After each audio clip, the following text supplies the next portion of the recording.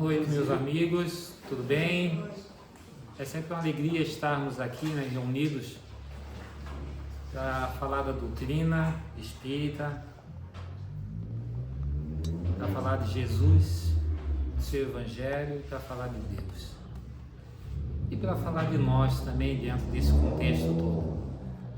Então, o nosso tema proposto hoje foi o desenvolvimento da paciência no lar e nós vamos tentar, nesses poucos minutos que estaremos juntos aqui, refletir acerca desse tema que tanto diz respeito a cada um de nós. A doutrina espírita, ela que vem com essa luz a clarear a nossa consciência e sempre nos dando condição de enxergar algo a mais daquilo que nossos olhos conseguem captar. Ela faz um contraponto entre a visão do mundo, onde o automatismo vem tomando conta da nossa atenção e vem nos trazer um olhar para o passo a passo das coisas. E quando eu falo automatismo, a gente pode fazer uma analogia com os equipamentos, um próprio veículo, né? Você não precisa se preocupar mais em trocar marcha e apertar o pé na embreagem.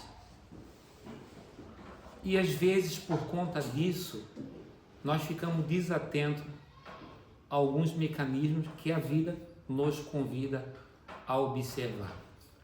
É sempre bom nós ficarmos atentos e fazermos revisões periódicas sobre a nossa vida, sobre a nossa conduta, um olhar para nós mesmos. Isso faz com que nós voltamos ao princípio das coisas. É sempre bom avaliar, reavaliar. É sempre bom pedir uma opinião sobre a nossa condição como filho, como filha, como esposo, como esposa,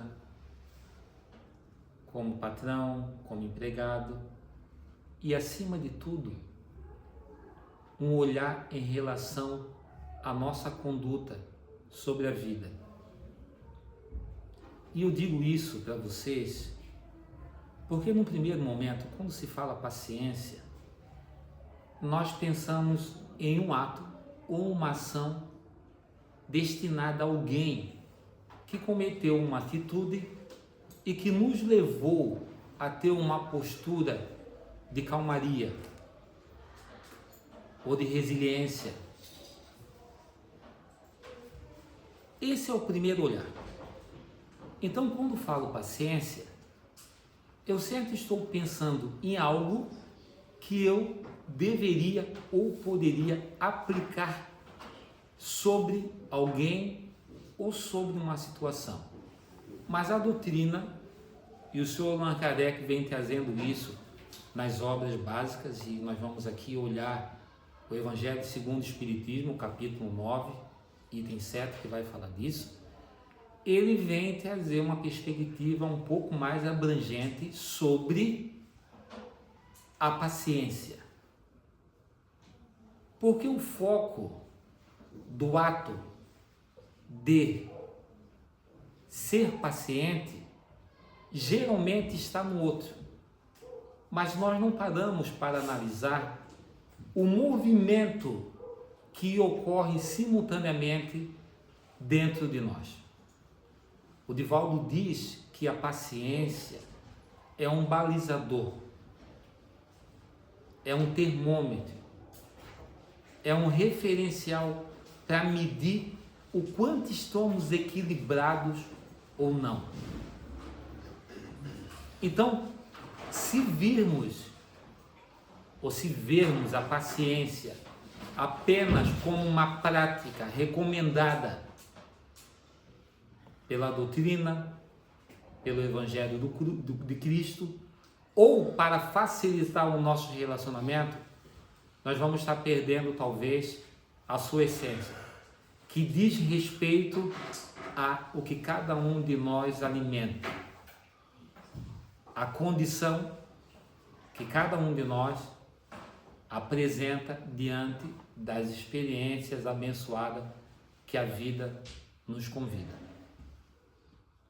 Mais ainda é quando nós mesmos começamos a burlar esse olhar crítico, porque nós nos acostumamos. O filho atrasa para ir para o colégio e o pai fica esperando. Ele não fica mais irritado, mas não quer dizer que não ficar irritado ou ficar calmo não quer dizer que ele está exercitando a paciência. Atrasou o ônibus ou o Uber. A doutrina diz: seja educado, não reclame, não fale nada para o motorista, mas por dentro nós estamos chateados. Porque nós temos compromisso, porque o horário é horário, porque eu estou pagando, eu tenho direito. E isso vai maquiando a nossa conduta, porque não enxergamos isso. E a doutrina vem nos convidar a termos um olhar para esse cenário íntimo, onde nós nos colocamos diariamente e em todos os instantes. Por que que nós estamos levando esse olhar para o lar? Porque a família é onde tudo começa. Chico Xavier diz que família é o altar sagrado. A família, por mais que queiramos negar, é o lugar onde já proporcionou-se mais alegria e os melhores momentos da nossa vida. No Livro dos Espíritos, na questão 938, diz que o ser humano, o homem, tem a necessidade de amar e de ser amado. E o lar é esse local onde nos reunimos, seres com afinidade, muitas ou poucas, seres compromissados com certeza uns com os outros, seres que se propuseram a estar em uma situação que desse condições deles se melhorarem. Essa é a grande verdade. Nós pedimos a Deus para proporcionar situações e condições de nós nos melhorarmos. Sabe quando está na escola e você faz a prova, não consegue a nota, daí você vai para a recuperação, vai para a segunda época e você fica com medo que não pode reprovar e você clama para que exista uma possibilidade de você rever talvez aquilo que não aprendeu durante o ano, a matéria que não estudou direito. E isso é encarnação. E nós pedimos o lar para isso. O Divaldo fala que o termo família deriva-se do latim famulus, que na Roma antiga era o escravo familiar. Mas com a evolução do tempo, o próprio direito romano começou a tratar a família com um olhar diferente. Mas perceba, os senhores, e é bom a gente falar disso, que naquela época a família não era composta pelos laços consanguíneos, e sim pelos indivíduos que se juntavam a um clã. E vinha um e outro, e o clã tinha um líder, um chefe, tinha um poder patriarcal sobre aquele grupo. Mas, com a evolução do tempo, o próprio direito romano estabeleceu, então, por conta das necessidades de heranças, estabeleceu, então, um instituto. Com a Revolução Francesa, foi dada uma conotação à família de ética, de moral, de legalizar. Mas com a Revolução Industrial, a família foi pegando outra direção, onde a necessidade do trabalho e muitas vezes, inclusive, até as mulheres sentiram a necessidade de ir para o trabalho. E com isso, uma pequena desestrutura dentro do contexto familiar. Por que eu falo isso? Porque no próprio Livro dos Espíritos, o Sr. Allan Kardec pergunta qual seria a consequência para a humanidade se houvesse o afrouxamento dos laços familiares. E o que a gente está vendo, olha a profundidade da pergunta. Qual seria a consequência se houvesse o afrouxamento dos laços familiares? Porque a família vem, o termo família e a composição da família, a ideia da família, vem num processo evolutivo, onde chegamos ao ponto de ter uma família constituída, cercada de respeito, de ética, de pudor, de educação, de exemplo. Mas parece que de um momento para outro, a família foi banalizada. Existe a necessidade de modernizar, mas princípios e valores são sempre os mesmos. Por isso que nós estudamos o Evangelho há 2000 anos e é sempre o mesmo. Da mesma forma que nós entramos nessa sintonia da modernização do mundo tecnológico, sem perceber, a nossa configuração e estrutura de família também acaba se submetendo a isso. E os laços vão se afrouxando. A família não conversa mais, não senta à mesa. Se senta à mesa, é para discutir de coisas frívolas muitas vezes, para chamar a atenção de um, de outro, para lembrar de compromisso. Mas estar juntos, realmente, conhecer um ou outro, realmente, conhecer a vida, os sonhos, os desejos, as frustrações, os projetos, as dificuldades. Parece que não fizemos mais isso. TV, celular, Instagram, vai estragando tudo e vamos nos afastando. Quando eu estou próximo, quando eu tenho intimidade, é mais fácil criar afeições. Quando eu crio afeições, eu crio uma redoma a me proteger dos impulsos do mundo exterior e dos meus mesmos íntimos. Então, quando nós trouxemos esse tema, o desenvolvimento da paciência no lar, nós queremos trabalhar esse aspecto interno, individual, nosso, de cada um. Como você está? Como você está? Como você responde em termos de pensamento, sentimento e vibrações para as questões que chegam até você? Que tipo de energia você está gerando quando você é colocado à prova? Que tipo de energia você gera?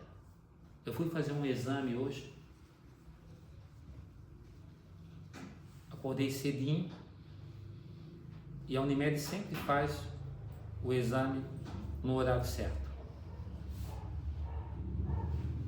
Então vai para lá, vem para cá, prepara ali, troca de roupa, coloca, faz um furinho, bota lá o, não recordo o nome agora, que é para poder ter o contraste, e me colocaram numa máquina e eu fiquei quase 1 hora esperando na máquina, deitado. com a cabeça na posição certa, que eu não podia mudar, sem se mexer, e com o contraste no braço. E eu só não perdi a oportunidade da resiliência porque eu vinha falar com vocês aqui hoje.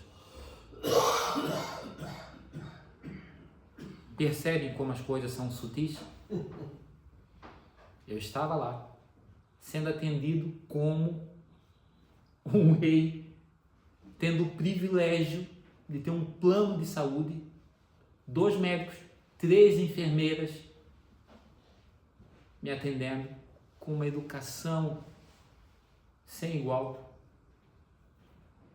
Graças a Deus é um exame de rotina, não estou doente, graças a Deus. Não precisava me apressar para chegar no trabalho, a igreja é minha.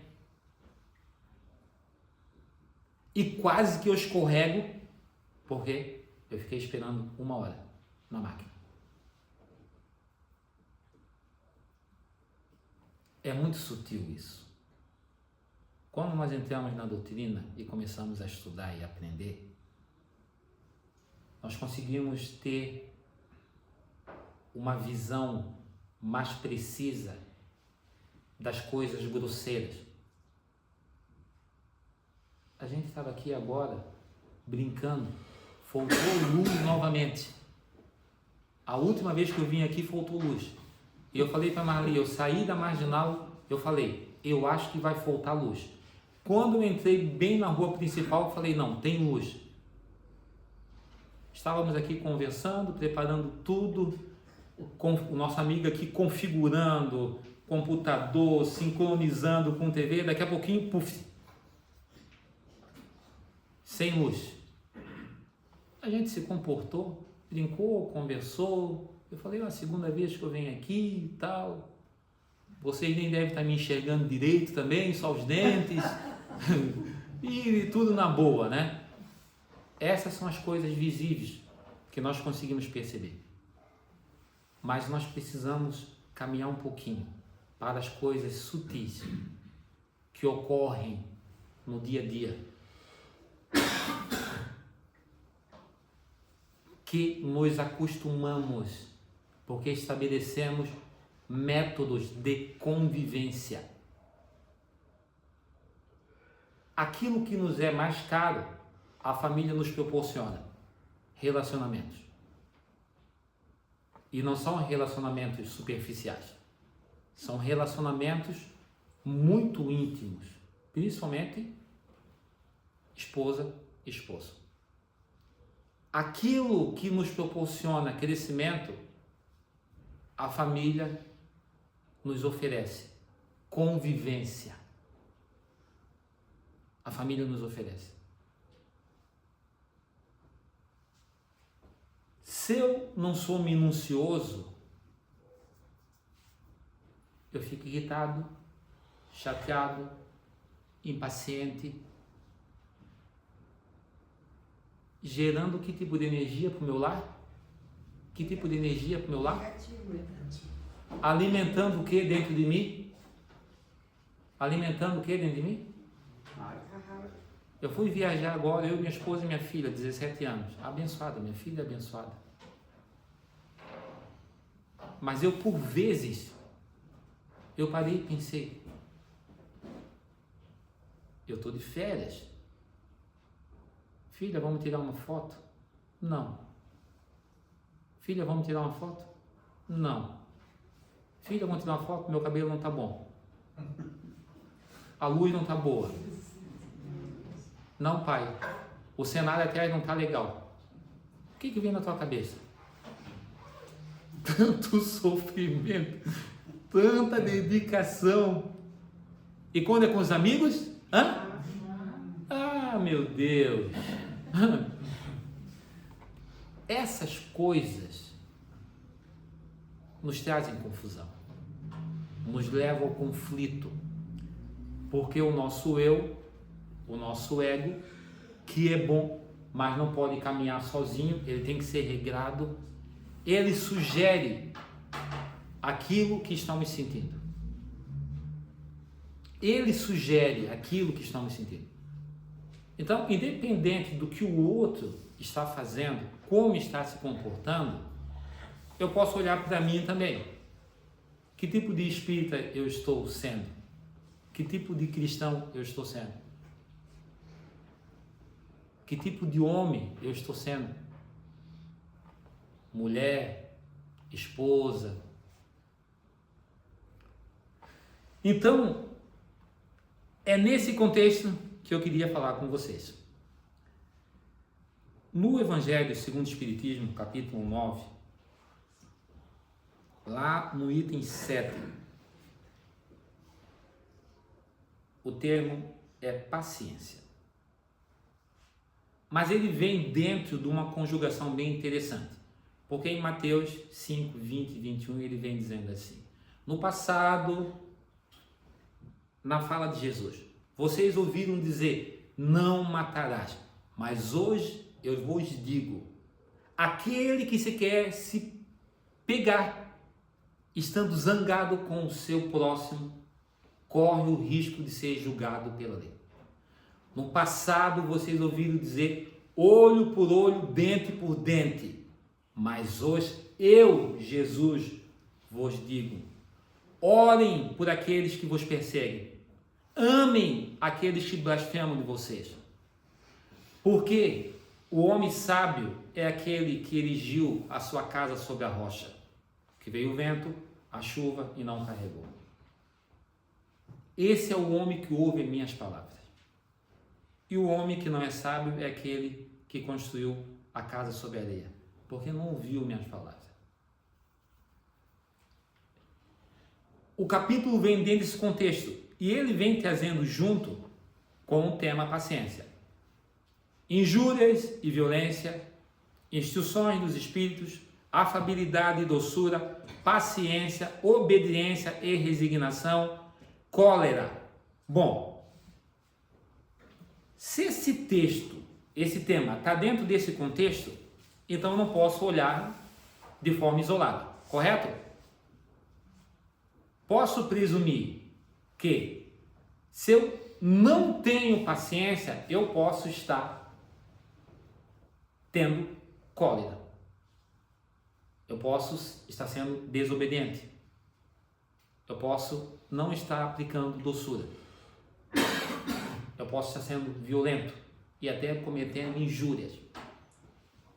Porque o Evangelho, ele se configura de tal forma como se fosse um quebra-cabeça, onde todas as peças se encaixam.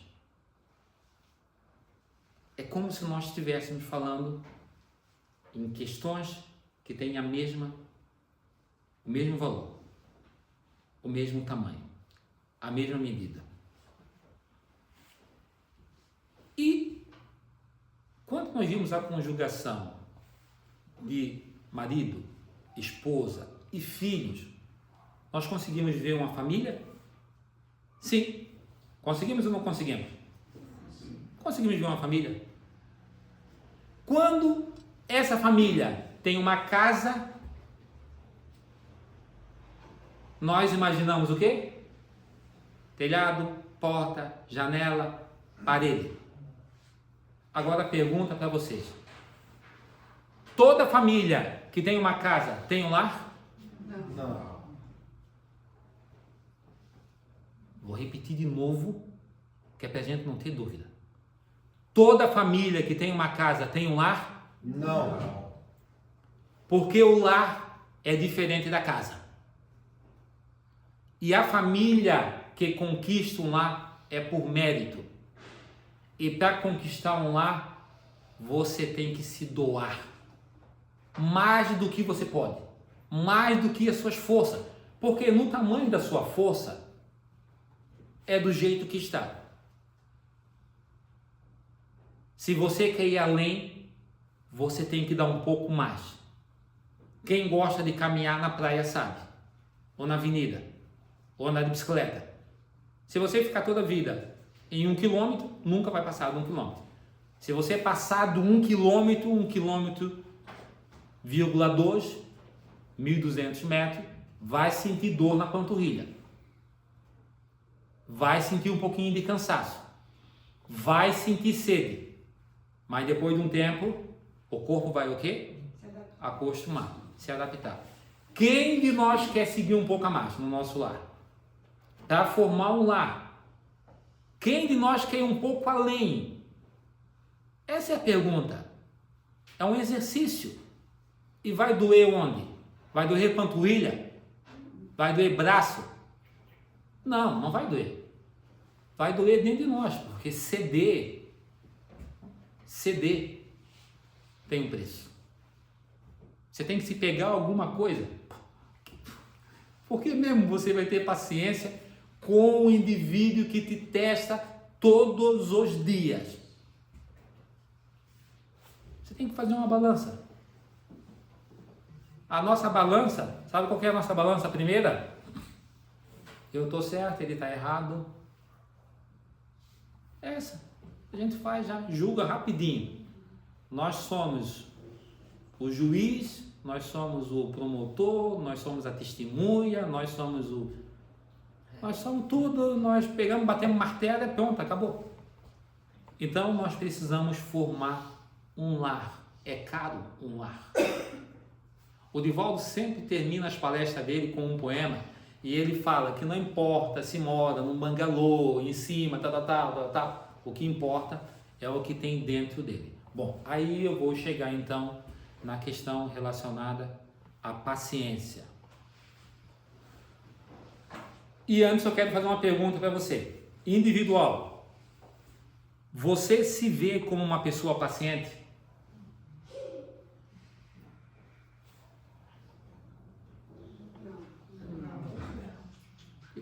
Não tem luz, mas eu também não estou ouvindo muitas coisas assim. Vou perguntar de novo. Vou provocar vocês. Até porque sem luz eu posso sair rapidinho ali, que eu não vou ter problema, ninguém vai me pegar. Você se vê como uma pessoa paciente? Não. Ainda não. Ainda não. Oh, que benção, é isso. Vamos ter pensamento positivo. Nós reconhecemos a nossa condição é humildade. Se nós conhecemos ou reconhecemos a nossa condição, nós abrimos oportunidade para uma mudança. Outro dia, eu fui conversar com a minha esposa e eu disse para ela, querida, eu fiquei muito chateado com você. Na verdade, eu até estou chateado com você. Mas eu queria que você me perdoasse porque eu estou chateado com você.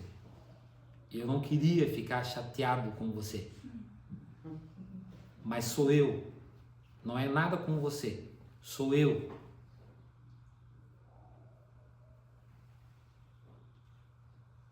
Como foi difícil eu falar isso? Porque eu estava chateado. E você fica bloqueado. Então nós queremos fazer as coisas boas e nós mesmos nos bloqueamos.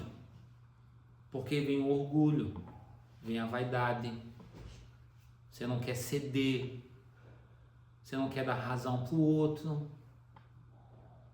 Mas reconhecer isso, você declarar isso, você tornar isso público dentro do seu lar. Você diz para aquele espírito zombeteiro que está na janela ali, ó. Aqui tem um homem velho ainda doente, mas tem Jesus que me alimenta. Se eu fui ontem, hoje eu quero ser diferente. Isso muda tudo. É energia, é vibração. É eu declarar a minha condição. Porque quando eu faço isso, o que eu estou mostrando para o outro? Eu acabo adquirindo direitos de respeito pela minha postura simples de dizer: desculpa, eu errei. eu estou nervoso agora, mas eu não quero ficar mais nervoso. Faltou paciência agora, mas eu não quero mais ser tomado por isso, porque isso corrói a relação. Isso nos coloca num lugar de doença. O coração vai ficando doente. A gente vai fazer o exame para ver se as artérias estão boas, e elas estão, mas espiritualmente o coração está doente, está triste, está magoado pelos pequenos detalhes que vão ocorrendo a todo tempo. Fomos viajar. Estava a pegar o avião em Florianópolis. Saímos 4 horas antes. Tinha neblina, Maria. Não dava de andar na BR. Chegamos lá, não quiseram deixar nós botar a bagagem, não queriam deixar.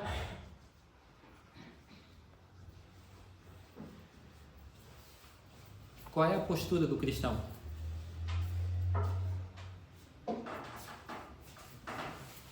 Briga com a moça do guichê, porque era 5 minutinhos só. O avião ia sair 1h30 depois. 5 minutinhos. E você esquece toda a condição que você está de passeio, de família. Olha para onde você vai. Você vai para um lugar para ter repouso. Não é só do corpo, é da mente, da alma, do espírito. Então essas coisas vão nos acontecendo. Então, se a gente não se vê paciente, por que a gente não se vê paciente? Porque paciência não tem nada a ver com calma. Não tem nada a ver com calma. Eu posso ficar calmo aqui fervendo. E espírita tem uma técnica. Vamos para a reunião de diretoria ou reunião do grupo. Vamos tomar decisão. Todo mundo sentadinho. Vamos decidir, vamos pintar a casa agora de laranja, porque já cansamos do verde. Todo mundo, né, com respeito, com educação, todo mundo sentadinho ali, mas por dentro gerando a energia da impaciência, do desequilíbrio, da discordância sobre uma coisa tão pequena. Nós já ouvimos a expressão, faltou paciência. Paciência falta? Paciência não falta. Então, o que acontece quando nós temos um comportamento diferente com um grupo de pessoas diferentes? Vamos pensar o seguinte: precisamos sair, precisamos chegar às 8 horas. E eu estou no horário certo, no lugar certo. Eu vou colocar um personagem que atrasou. É um estranho. Como é que eu me comporto com um estranho? Se ele atrasa. Severo. Como é que eu me comporto com um amigo? Um amigo. Um amigo de 20 anos. Atrasou. Complacente. É o mesmo cenário, tá? Xinga com alegria. É o mesmo cenário, só estou trocando personagem. Como é que nós nos comportamos com um parente? Depende. Cunhado. Ferro. Tinha que ser você. Como é que nós nos comportamos com um filho? Hã? Severidade. Como é que nós nos comportamos com o nosso cônjuge? Ele tem que dizer sim, eu não. Vai embora sem ele. Gente, eu já falei para vocês outra vez, que Jesus sempre proporcionou essa bênção dos testes para mim em relação à paciência. E lá em casa, no passado, a gente tinha assim, um pouquinho de dificuldade em quando a gente ia sair, porque eu esperava no sofá, quando a minha esposa dizia, tô pronta, eu ia tomar banho e chegava no carro primeiro do que ela. Não, eu manipulei. Eu criei um método para ficar menos irritado. Mas eu estava no sofá irritado, contando vantagem. Eu estava disfarçando, eu estava me enganando. Daí agora minha filha... Vocês não acreditam, gente. A gente marcou, vamos sair 20 horas. Daí a gente esperando, eu e minha esposa esperando, a gente ouviu o chuveiro ligar. Ela foi pro chuveiro. Depois do chuveiro, tem escolher roupa, tem a maquiagem. Secador. E aí eu tava na sala e a minha esposa tava... Nós vamos te esperar no carro, do jeito que eu fazia. E eu sentado no sofá. Ah, que gostoso agora. Pega essa. Tá vendo? Mas assim, não falei nada, né? Não falei nada. Mas vocês olham como são as coisas. Então quer dizer, como a gente tenta maquiar as coisas, a gente fica feliz, saboreando de determinadas coisas. Mas não é família, gente. Não é lar, gente. Eu poderia estar acalmando ela, olha, calma, tá, vamos esperar um pouquinho, vem, não tem problema, vamos fazer outra coisa, dá um tempinho, vai lá, minha filha, tá, apressa. Olha como, vejam como nós somos abençoados dentro do nosso lar, na nossa vida. Porque Deus, na sua grandeza, absorve todas essas coisas. Ele olha e diz assim, eu amo tanto esse filho, eu amo tanto essa filha, eu amo tanto essa casa, que eu quero que eles tenham oportunidade de abrir os olhos e aprender com as coisas que acontecem e que não tem jeito de não acontecer. Mas a nossa postura muda.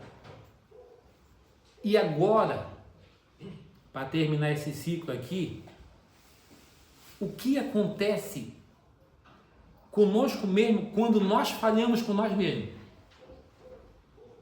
Você se comprometeu, disse que ia fazer uma coisa, e daí daqui a pouco você não conseguiu fazer porque você não teve condições.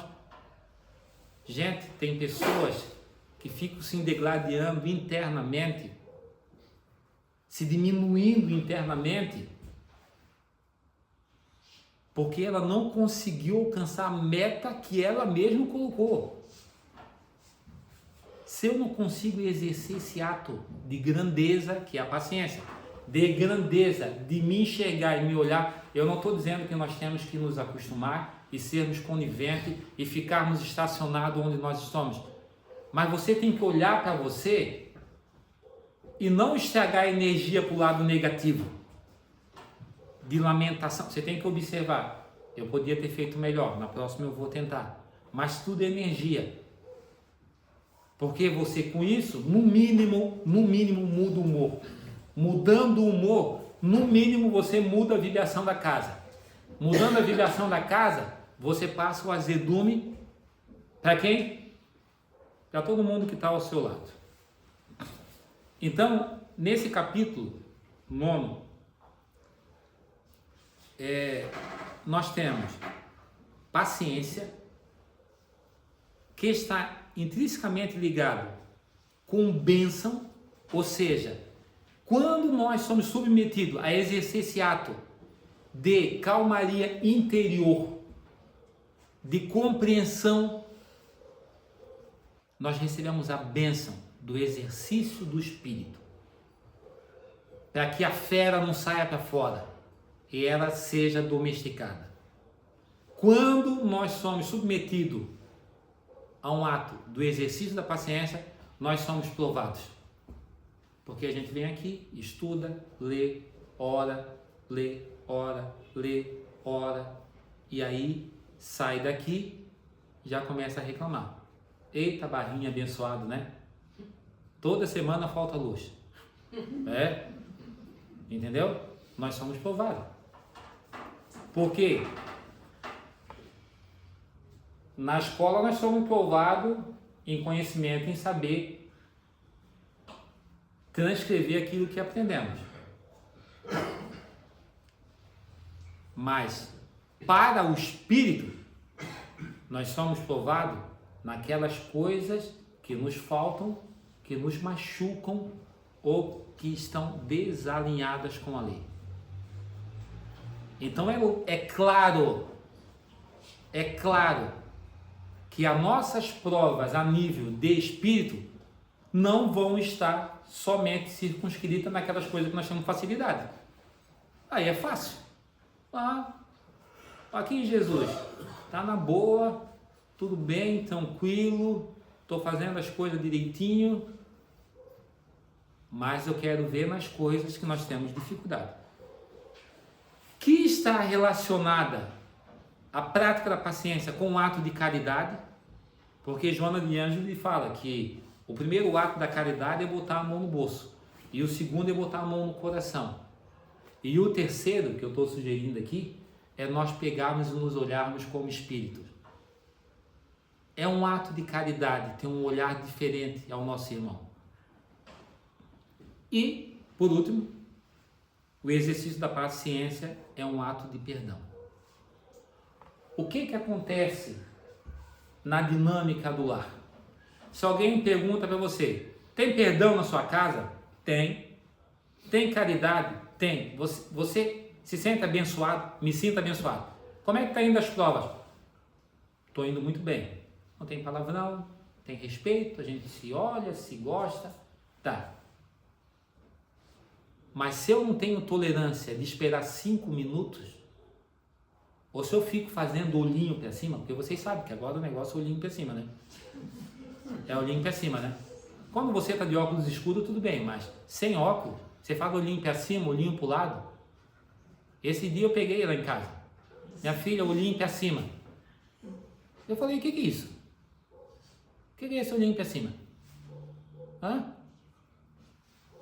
Não, querida. Nada do olhinho para cima. É o teu pai aqui, ó. Honra o teu pai. Qual foi a vez que teu pai fez olhinho para cima com você? Teu pai faz olhinho para cima com você? Olhinho para o lado? Faz ou não faz? Não, pai. Então, vamos conversar.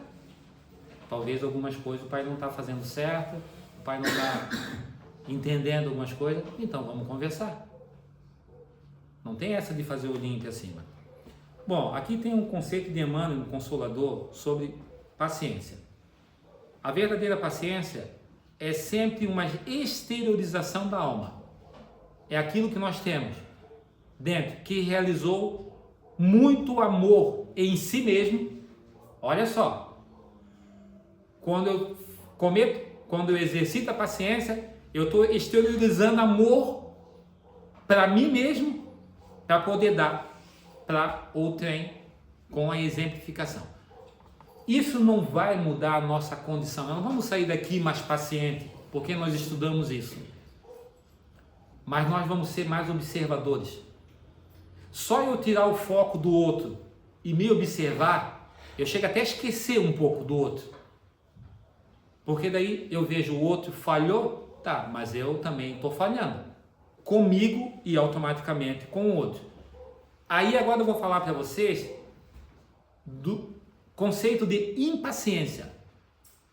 É falta de paciência, incapacidade de suportar algo ou alguém, de se constranger ou de esperar. Pressa, sofrimento, desespero. Isso é impaciência. Então, agora eu não estou me relacionando só com os outros. Eu estou vendo atitudes isoladas minhas. Tenho pressa, tenho sofrimento, tenho desespero, eu não consigo esperar, eu não tenho nem mais ninguém na relação. Sou eu mesmo. Como é que vai ser o dia da manhã? Eu acho que vai faltar luz. Pronto, é um desespero. Eu tenho que fazer isso, tenho que fazer aquilo. O que mostra isso? Um certo desajuste. É diferente de preocupação. E essas coisas nós temos que trazer para nós. E vem a inquietação, e vem a angústia, e vem uma coisa que nós espíritas sabemos. as influências espirituais. A influência espiritual. Os espíritos, eles não olham aquilo das quais nós já temos uma base consistente. Eles olham nossas fraquezas. Mas as nossas fraquezas muitas vezes se mostram para nós com força. Vou repetir. As nossas fraquezas muitas vezes se apresentam para nós como força. Eu sou um homem forte, não cedo. É um sinônimo de força. Mas talvez por trás disso tenha uma fraqueza. Porque quantas vezes eu tinha que ceder? E não ceder. Qual é o problema de nós pedirmos perdão e desculpa para os nossos filhos? Não importa a idade. Qual é o problema de nós pedirmos perdão? Isso é uma escola. É um exemplo. É sinônimo de grandeza. Então, muitas vezes nós nos colocamos em situações, em condição, que parece que estamos bem, mas isso mostra pequenez para nós. E são nessas coisas que nós precisamos observar. Eu já devo ter falado com vocês sobre, no livro de Joana de Ângelo, que ela narra um episódio dos obsessores, e os obsessores, eles não atacam, porque eles, no mundo espiritual, eles estudam na escola de obsessores, e eles utilizam técnicas, e a técnica deles é identificar aquilo que mais nos atrai. Se é para o lado positivo, eu gosto muito de ir no centro. Se é uma coisa equilibrada e moderada, legal. Eu gosto muito de ir no centro. Vou a semana inteira no centro. Você está tendo problema em casa. Porque você não consegue conjugar a harmonia e o equilíbrio do seu lar, estando presente, para ter convivência, para ter relacionamento, se você, muitas vezes, a título de, ou com a ideia de estar se doando, você está se omitindo em casa. Ou você está tentando maquiar em ser melhor estar no centro do que estar no convívio de casa, para não ter enfrentamento. Porque tudo que é demais, tudo que causa desequilíbrio, não é bom. Então nós somos atacados nessas coisas. Por exemplo, também. Porque você vai desencarnar e vai dizer assim, nossa, eu devo ter ido bem, né? A minha avaliação deve estar lá no alto. Eu ia no centro de segunda, terça, quarta, quinta, sexta, fazia palestra, fazia oração, carregava água, doutrinava, fazia tudo isso aí. Muito bem. E a sua casa? E a coragem do enfrentamento, da conversa, do diálogo? Como é que fica? Como é que fica isso? Porque aqui é fácil. Eu vou discutir com a Marli? Eu não vou discutir com a Marli. Por que eu vou discutir com a Marli? Eu sei, os espíritos estão tudo olhando. O que a Marli vai dizer? O Cláudio veio lá de Balneário Camboriú, todo desequilibrado. Não vou, aqui é fácil. Amanhã eu não vou ver a Marli, a gente se fala em vez em quando por telefone. Agora em casa são todos os dias. Todos os dias. E nós precisamos observar isso. Como adquirir paciência? Emmanuel, Consolador. É com a iluminação espiritual do nosso íntimo. Iluminação do nosso íntimo. Que adquirimos esses valores sagrados da tolerância esclarecida. Tolerância esclarecida. É eu estar fazendo aquilo, é eu estar executando a paciência, é eu estar tolerando, sabendo o que eu estou fazendo, sabendo o efeito que aquilo tem para o outro e tem para mim, sabendo que aquilo pode somar e muitas vezes está diminuindo. É para que nós edifiquemos nessa claridade divina, faça-me educar a vontade. Então nós temos à nossa disposição a vontade, a força que nós podemos colocar para a execução da nossa paciência. E aí, tem uma história bem legal do Belamino de Bicas, contada pelos irmãos X em Crônicas, um livro denominado Crônicas, que o Belamino de Bicas era um espírita, 20 anos de espírita, e ele desencarnou 20 anos antes do tempo previsto. Ele deveria viver até 80 anos. Vocês já ouviram essa história, alguns, mas vale a pena a gente repetir. E quando chega no mundo espiritual, ele é considerado, classificado como um suicida indireto. E ele vai entender por que ele foi considerado um suicida indireto. Porque ele inconscientemente atentou sobre si mesmo. A energia vital que ele tinha para viver em 80 anos, ele foi exaurindo, foi gastando em excesso. É como se você tivesse um veículo com o tanque cheio, mas quem é motorista sabe, se você pisa no fundo, o tempo todo o que acontece?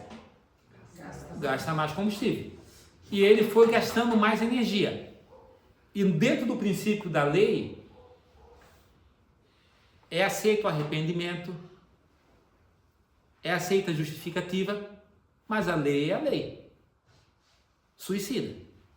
E ele, numa das discussões com um espírito que psicografava, que induzia um médium psicográfico, ele pede, você pode contar a minha história? Enfim, e ele vai contar a história dele.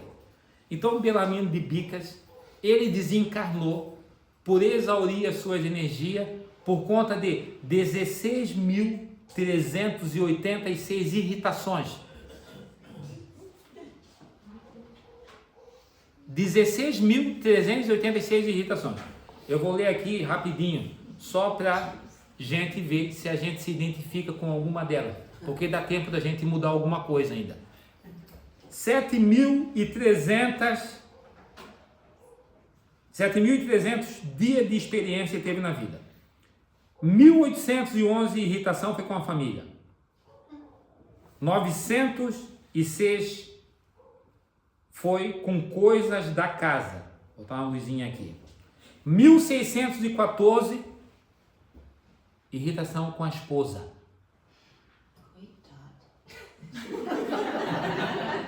Eu nem tinha pensado nessa situação. Meu Deus. 1.801 desgosto com os filhos. 11 com os netos. 1.015 no serviço, no trabalho, com os companheiros. 1.336 com os colegas por causa de incompatibilidade de pensamento.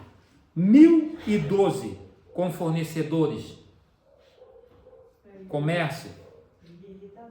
614 com vizinhos. 315 ressentimentos íntimos, falta de perdão. 1.089 milímetros com os funcionários, com a instituição, com o governo. 615 com o barbeiro e o alfaiate. 777 no trânsito. 419 com o padeiro. 820 no restaurante. Não reclame mais nada. A comida pode vir fria, pode vir salgada, pode vir...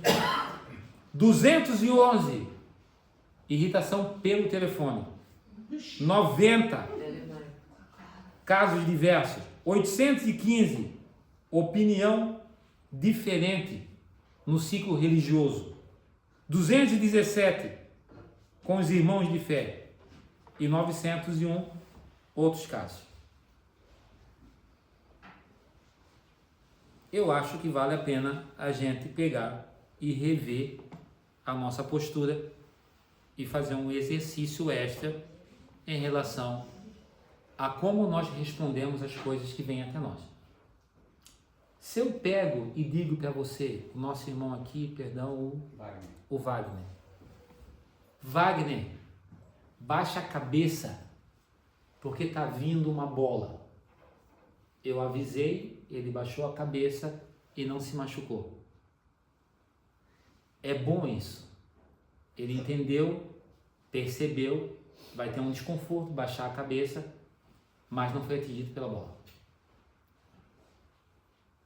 Se nós começarmos a pensar assim também, quando possível, se nós trouxermos essa análise, quando nós precisarmos dar uma resposta, seja em pensamento, em olhar, em semblante ou verbalizar, a paciência, se nós percebemos que está vindo algo na nossa direção que pode nos machucar, que vai nos machucar, e o anjo da guarda diz assim, ó, olha, observa, pode ser humilde, não tem problema, pode dizer assim, ó, ô Wagner, nós podemos conversar depois sobre esse assunto?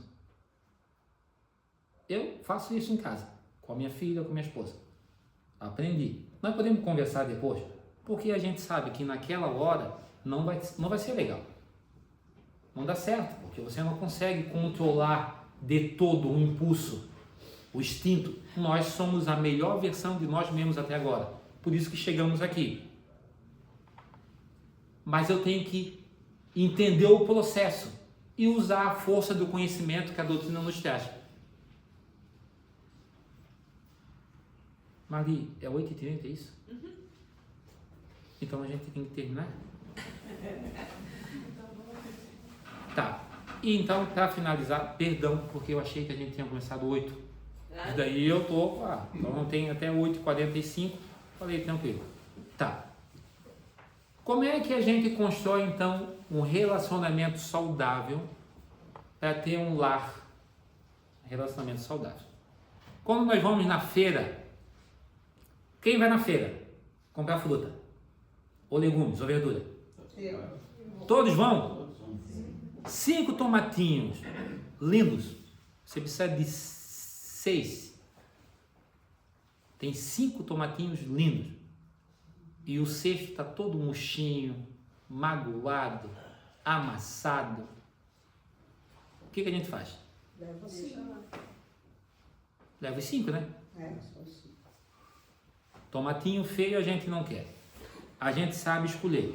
Não, é simples, é bem simples. A linguagem é bem simples. Por que eu digo que... Porque nós já somos críticos em saber que aquilo ali pode estar contaminado, não está saudável. Não está saudável. Se você vê um alimento que não está saudável, você vai comer? Não vai comer. Tem dúvida? Fica naquela, né? Será que está estragado? Não está estragado. Será que está estragado? Nossa, é caro. Nós buscamos por intuição coisas saudáveis. Então, nós querer que o nosso lar, o nosso relacionamento seja saudável, a nossa convivência, não é nada de estranho. Está na linha do que nós queremos. Só que nós temos que observar. Então, num relacionamento saudável, nós temos afeto. Nós temos bondade. Nós temos gentileza. Nós temos cordialidade. No relacionamento saudável, nós temos respeito. Nós temos educação. Nós temos equilíbrio no nosso comportamento. Um relacionamento saudável, nós temos um diálogo bom. Nós temos comunicação. Nós temos o desejo de estar junto. Relacionamento saudável não tem briga. Não tem intriga. Não tem perseguição. Não tem o Cláudio ficando feliz porque a filha atrasou. Nós valorizamos um ao outro. Num relacionamento saudável, nós temos a amizade. Se nós queremos realmente nos olhar no espelho e, por misericórdia de Deus, enxergar um pouquinho da nossa condição como espírito, nós vamos ter que refinar o nosso olhar. Nós vamos ter que perceber as coisas que estão nas entrelinhas. Nós temos que sair da linha do conforto, de julgar, de atacar, de ser movido pela razão e permitir a nós e ao outro, dar uma chance de revisão. Se nós quisermos galgarmos patamares diferentes, nós temos que ser diferentes do que somos hoje. Eu respeito o estágio que cada um chegou, assim como eu cheguei, que a gente já melhorou um pouco. Mas é pouco, gente. É pouco. O Belarmino, se soubesse disso, ele podia ter reduzido um pouco as irritações. Porque isso, além de me desestruturar, desestrutura as outras pessoas. Você quer que o outro mude, mas você irradia o seu lar e o outro com as energias negativas. Você não reclama, não briga, não fala alto, não xinga, mas você gera energia. E é isso que estrutura um lar. Um lar é um local de bênçãos. É um local para nós estarmos sempre prontos para esperar a visita do Mestre Jesus. Um lar deveria ser o lugar, o primeiro lugar, o melhor lugar para nós estarmos.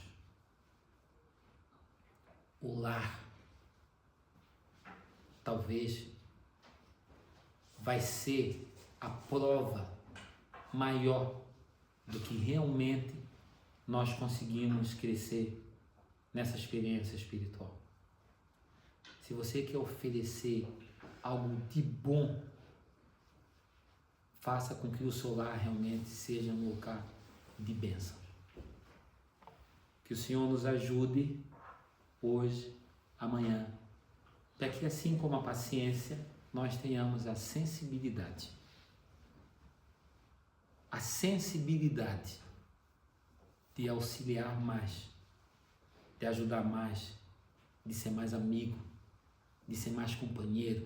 O título de pai, de mãe, de filho, de filha, de esposa, de esposo nós já temos, mas nós queremos ser mais. O Senhor nos convida para sermos mais. Esse é o convite. Vamos ser mais. Um pouco, pouquinho, mas vamos ser mais. Muito obrigado. Deus abençoe. Muito obrigado. Ali, a casa. Assim seja.